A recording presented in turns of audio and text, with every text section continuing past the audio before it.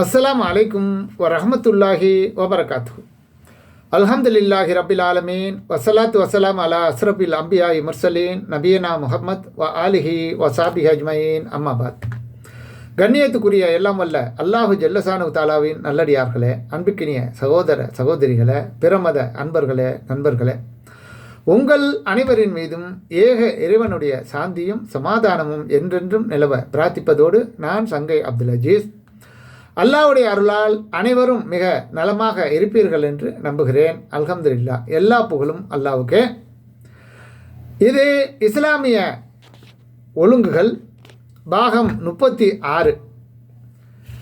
மனிதர்களில் சிறந்தவர் யார் என்பதை பற்றி இந்த காணொலியில் நாம் தெளிவாக விளங்கி கொள்ள இருக்கிறோம்.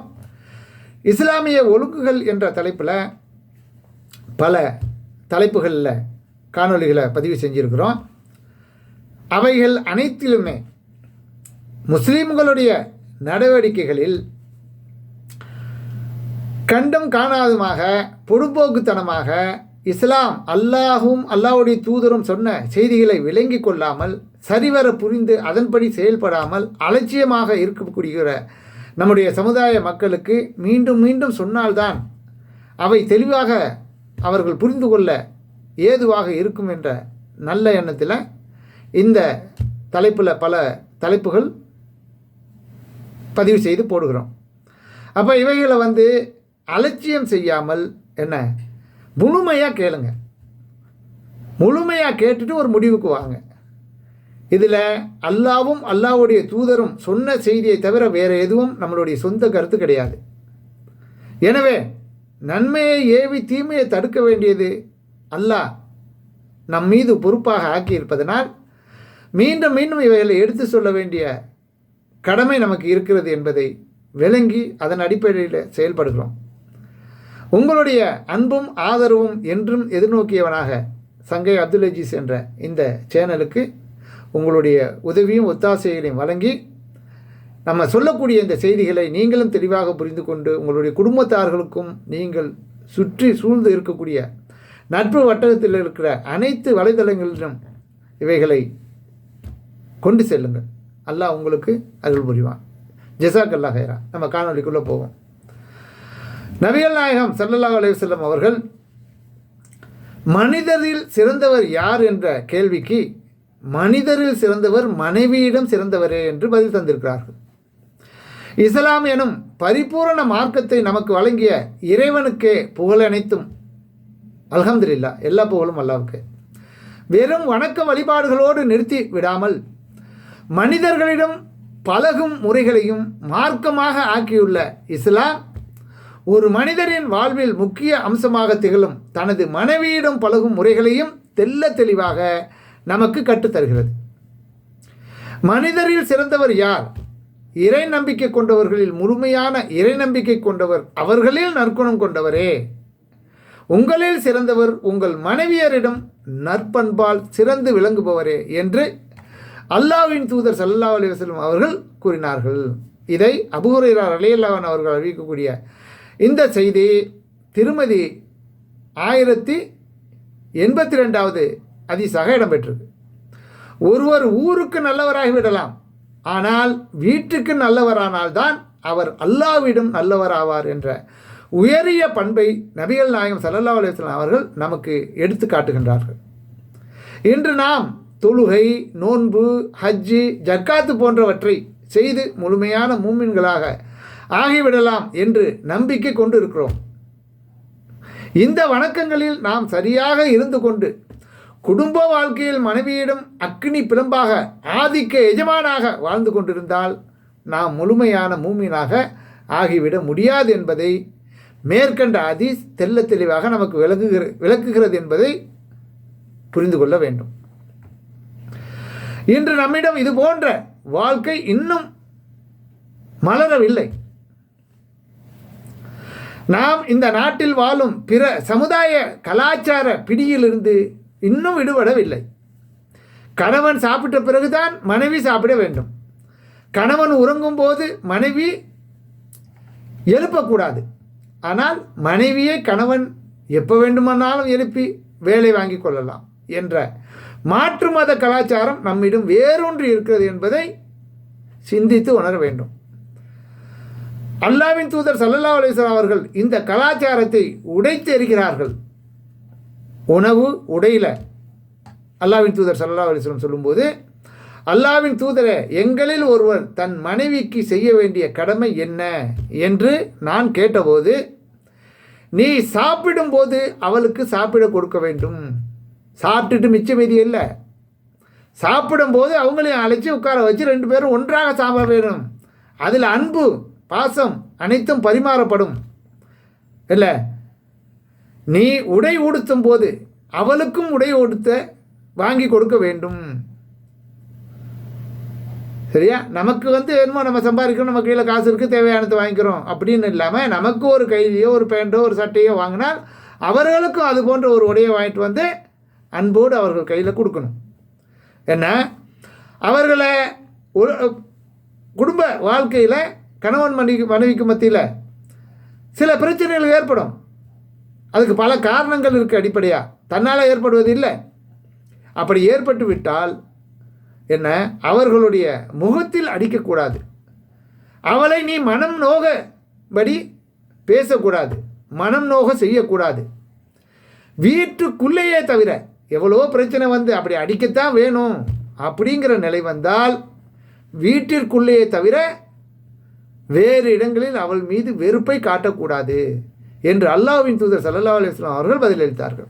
இப்போ மார்க்கெட்டில், கடை வீதியில், பஸ்ஸில், நடைபாதையில் ஏதாவது ஒரு கருத்து வேறுபாடு வந்து சில கோபதாபங்கள் ஏற்படலாம். அப்படி ஏற்படும் பொழுது அந்த மாதிரி வெளியிடங்களில் அங்கே வெறுப்பை காட்டக்கூடாது. ஏன்னா ஒரு அனுசரித்து அவர்களுடைய அன்பை புரிந்து கொண்டு அவைகளை மென்று விழுங்கி விட வேண்டும். சரியா? இதை முஆவியா பின் ஹைதார் ரலியல்லாஹு அன்ஹு அவர்கள் அறிவிக்கக்கூடிய செய்தி அபுதாவுதில் 1830வது ஹதீஸாக இடம்பெற்றிருக்கு. நாம் சாப்பிடும்போது நம்முடன் நமது மனைவியை சாப்பிட செய்ய வேண்டும் என்று இங்கு நபிகள் நாயகம் ஸல்லல்லாஹு அலைஹி வஸல்லம் அவர்கள் நமக்கு கட்டளையிடுகிறார்கள். கணவன் சாப்பிட்ட எச்சிலை தான் மனைவி சாப்பிட வேண்டும் என்ற பழக்கத்தை எச்சில் தொட்டியில் தூக்கி எறிகின்றார்கள். நமக்கு ஆடை எடுத்தால் மனைவிக்கும் சேர்த்து ஆடை எடுக்க வேண்டும் என்றும் உத்தரவிடுகிறார்கள். அத்துடன் மட்டும் நபி ஸல்லல்லாஹு அலைஹி வஸல்லம் அவர்கள் நிறுத்தவில்லை. உனது மனைவிக்கு நீ ஊட்டிவிடு, அதற்கும் உனக்கு கூலி கிடைக்கும் என்றும் கூறுவதை பார்க்கிறோம். மனைவியின் வாயில் உணவு ஊட்டுவது என்ன இழுக்கா? இல்லையா? அல்லாஹ்வின் திருப்தியை மட்டுமே நாடி நீர் எதை செலவு செய்தாலும் அதற்காக கூலி வழங்கப்படுவீர். உமது மனைவியின் வாயில் நீர் ஊட்டும் ஒரு கவல உணவு உள்பட என்று அல்லாஹ்வின் தூதர் ஸல்லல்லாஹு அலைஹி வஸல்லம் அவர்கள் நமக்கு அறிவுறுத்தியுள்ளார்கள். இதை சாது பின் அபி வக்காஸ் ரலியல்லாஹு அன்ஹு அவர்கள் அறிவிக்கக்கூடிய செய்தி புகாரில் 56வது ஹதீஸாக இடம்பெற்றிருக்கு. அடுத்து, சுயமரியாதையை பேணுவதை பற்றிய மனைவியை அடிக்க வேண்டிய சில கட்டங்கள் வாழ்க்கையில் வரும். இது போன்ற கட்டங்களில் கன்னத்தில் முகத்தில் அறிந்துவிடக்கூடாது என்ற நல்ல பண்பை நபிகள் நாயகம் ஸல்லல்லாஹு அலைஹி வஸல்லம் அவர்கள் நமக்கு கற்றுத் தந்திருக்கிறார்கள் என்பதை கவனத்தில் கொள்ள வேண்டும். அதனால் மனைவியை அடிப்பதற்கு இந்த ஹதீஸ் ஏகபோக உரிமை அழிந்துவிட்டது என்று யாரும் எடுத்துக்கொள்ளக்கூடாது. உங்கள் மனைவியரை அடிமையை அடிப்பது போல் அடிக்க வேண்டாம், பிறகு அதே நாளின் இறுதியில் அவளுடனேயே உறவு கொள்வீர்கள் என்று நபிகள் நாயகம் ஸல்லல்லாஹு அலைஹி வஸல்லம் அவர்கள் கூறினார்கள். இதை சரியாக நம்ம கவனத்தில் கொள்ள வேண்டும். கோபம் வரும்போது நாயை விழுத்து போட்டு அடிக்கிற மாதிரி அடிச்சிட வேண்டியது, ராத்திரிக்கு அவ காலில் தானே போய் விழுவணும். அதை கொஞ்சம் நினச்சி பார்க்கணுமா இல்லையா? வேற எங்கே போவ? அடித்தாலும் அவ தான், அணைச்சாலும் அவ தான் அப்படிங்கிற அன்பும் பாசமும் ஏற்பட வேண்டும் என்று நமக்கு அறிவுறுத்துகிறார்கள். இதை அப்துல்லா பின் சமஆர் ரலியல்லாஹு அன்ஹு அவர் அறிவிக்கக்கூடிய செய்தி புகாரில் 4942, 5204வது ஹதீஸ்களில் இடம்பெற்றிருக்கு. மனைவியை அடித்துவிட்டு அவள் பக்கத்தில் போய் படுப்பதற்கு வெட்கப்பட வேண்டாமா என்று இந்த ஹதீஸில் நபிகள் நாயகம் ஸல்லல்லாஹு அலைஹி வஸல்லம் அவர்கள் கேட்கிறார்கள். அல்லாஹ்வின் தூதர் ஸல்லல்லாஹு அலைஹி வஸல்லம் அவர்கள் தமது மனைவிமார்களை அடித்ததில்லை என்பதை இங்கு நாம் உணர்ந்து கொள்ள வேண்டும். ஒரு காலம் அவங்க அடித்ததில்லை எந்த மனைவியும். அடுத்ததாக, பொது இடங்களில் வைத்து மனைவி மீது வெறுப்பை நெருப்பாக அள்ளி தட்டி விடாதே என்றும் நபிகள் நாயகம் ஸல்லல்லாஹு அலைஹி வஸல்லம் அவர்கள் நமக்கு கட்டளையிடுகிறார் என்பதையும் கவனத்தில் கொள்ள வேண்டும். இன்று நம்மில் பலர் மனைவியருக்கு சுயமரியாதை என்ற ஒன்று கிடையாது என்ற முடிவை செய்து விட்டார்களா என்னவோ தெரியல. அவங்கள ஒரு இது உள்ள ஜீவன்களாகவே கருந்துறதில்லை. எல்லாம் இது பிற மதத்தில் உள்ளது. அது அப்படியே நம்மகிட்டையும் வந்துருச்சு. இவைகளெல்லாம் ஒழித்தெறிய வேண்டும், ஒழிக்க வேண்டும். அதனால்தான் பலர் முன்னிலையில் பொது இடங்களில் திட்டி தீர்த்து விடுகிறார்கள். எந்த இடம் யார் பார்ப்பாங்களே அப்படிங்கிறதுலாம் கிடையாது. என்ன வாயில் வந்ததெல்லாம் அள்ளி போட வேண்டியது. நிச்சயமாக இது ஒரு நல்ல பண்பல்ல. இந்த தீய பண்பை ஒரு முஸ்லீம் அறுத்து எரிந்துவிட வேண்டும். அடுத்தது, உறக்கத்தை கெடுக்கக்கூடாது. மனைவி உறங்கும் போது அவளது உறக்கத்திற்கு இம்மி அளவு கூட மதிப்பு கொடுப்பது நம்மில் யாரும் கிடையாது. பகலில் மாடாய் உடைத்துவிட்டு இரவில் ஆய்ந்து உறங்கும் போது கொஞ்சம் உறங்கட்டுமே என்று உறங்க விடுவதும் கிடையாது. வேலைக்காரியை எழுப்புவது போல அலட்சிய குரலில் முதலில் எழுப்பி பார்ப்பது, அதில் அவள் விழிக்கவில்லை என்றால் கழுதையை போன்று காட்டு கத்தல் கத்துவதே, அதற்கும் அவர் சரிப்படவில்லை என்றால் காலால் எட்டி உதைப்பது போன்ற செயல்களால் மனைவியை மிருகத்தை விட கேவலமாக நடத்தும் காட்டுமிராண்டித்தனம் நம்மிடம் ஏராளமான மக்களிடம் சர்வ சாதாரணமாக தொடர்ந்து கொண்டு இருக்கிறது. இதை பற்றி அல்லாஹ்வின் தூதர் ஸல்லல்லாஹு அலைஹி வஸல்லம் அவர்களின் வாழ்க்கையை பார்த்தால், ஒரு முறை நபி ஸல்லல்லாஹு அலைஹி வஸல்லம் அவர்கள் உறங்கிக் கொண்டிருந்தார்கள்.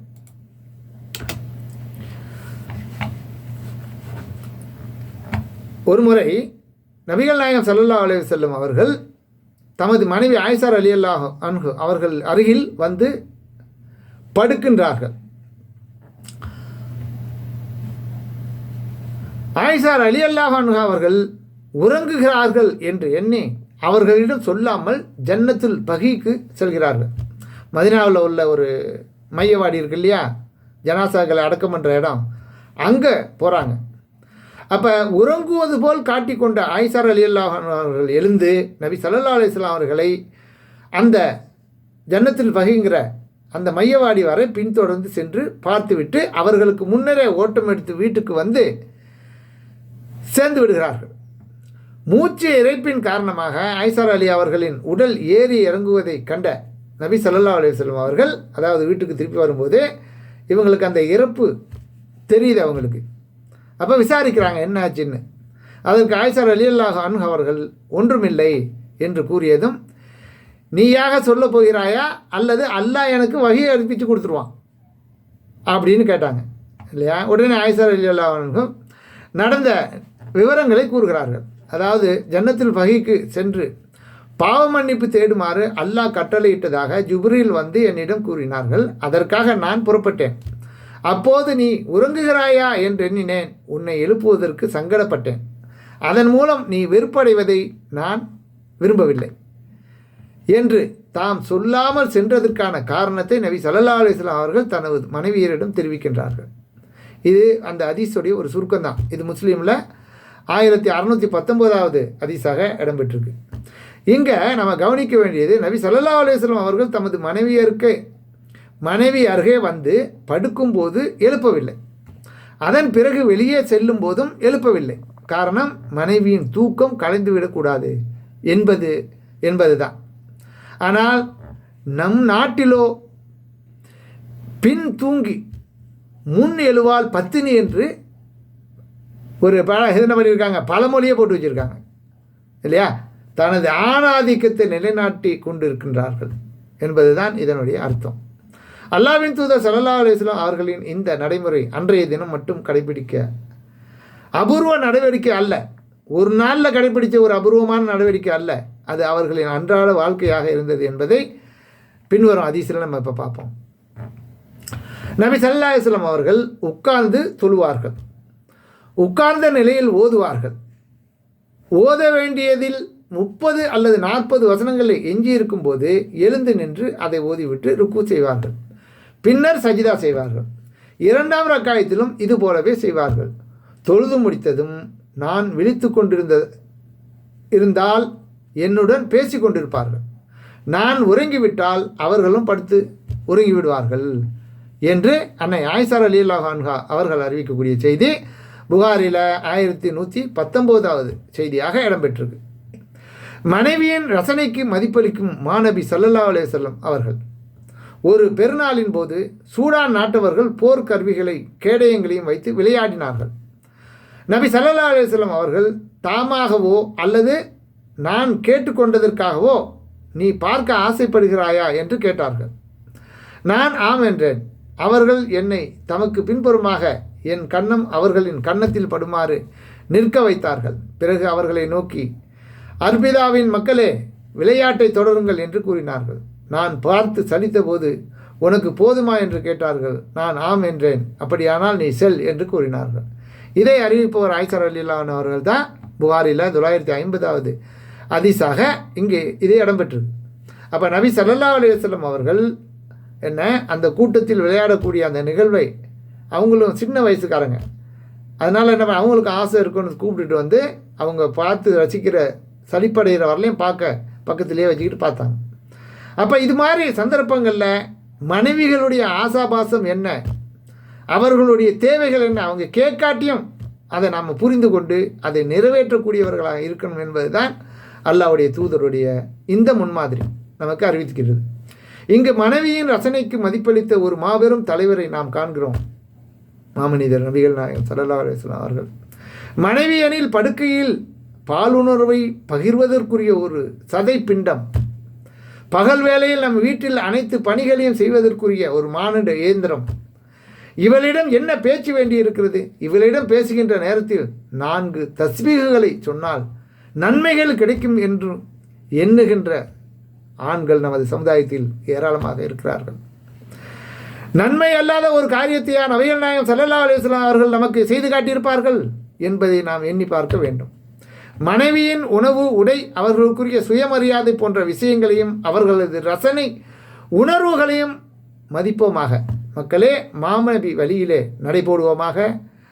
அல்லாஹ் அப்படிப்பட்ட நற்பண்புள்ள ஆண்களையும் பெண்களையும் மாற்றி அமைத்து முழுமையான இஸ்லாத்தை பின்பற்றி அல்லாஹ்வின் பாதையில் செல்லக்கூடிய மக்களாக நாம் அனைவரும் ஆவதற்கு உங்களுக்கும் எனக்கும் அல்லாஹ் அருள் புரிவானாக. மனைவியரிடம் சிறந்தவராக நடந்து அல்லாஹ்வின் தூதர் ஸல்லல்லாஹு அலைஹி வஸல்லம் அவர்களுடைய முன்மாதிரியை நிலைநாட்டுவோமாக. நன்றி. Thank you very much. ஜஸாக்கல்லாஹ்.